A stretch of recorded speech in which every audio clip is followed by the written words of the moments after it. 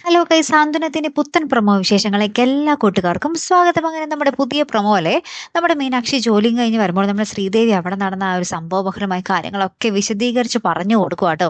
നമ്മുടെ ശ്രീദേവി ആകപ്പാടെ ഇങ്ങനെ എന്താ പറയുക, അന്തം വിട്ട് നിൽക്കുന്നൊക്കെ ഉണ്ട്.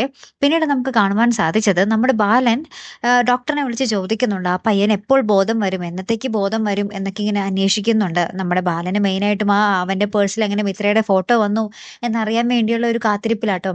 പിന്നീട് നമ്മുടെ ബാലൻ ഇങ്ങനെ റൂമിൽ നിന്ന് ഇങ്ങനെ കട്ടിലിൽ നിന്ന് ഇങ്ങനെ എഴുന്നേറ്റ് നടക്കാൻ പോകുമ്പോൾ ഇങ്ങനെ ബാലൻസ് തെറ്റി ഇങ്ങനെ വീഴാൻ പോകുന്നുണ്ട്. അപ്പൊ പെട്ടെന്ന് ആര്യനായിരിക്കും വന്ന് പിടിച്ചിങ്ങനെ ഇരുത്തുന്നേട്ടോ, കട്ടിലിൽ ഇരുത്തുന്നേട്ടോ. അപ്പൊ ഇത് കണ്ട് നമ്മുടെ ധർമ്മനും മിത്രയൊക്കെ ഓടി വരുന്നുണ്ട്. അപ്പൊ ധർമ്മം പറയുന്നുണ്ട്, ഇപ്പൊ ആര്യനില്ലായിരുന്നെങ്കിൽ കാണാറുന്നു, തലയടിച്ച് വീണാനേ എന്നൊക്കെ പറഞ്ഞു നിൽക്കുന്ന ഒരു രംഗങ്ങളിലാട്ടോ കൂട്ടുകാർ എപ്പിസോഡിന്റെ ആ ഒരു പ്രൊമോ അവസാനിക്കുന്നത്.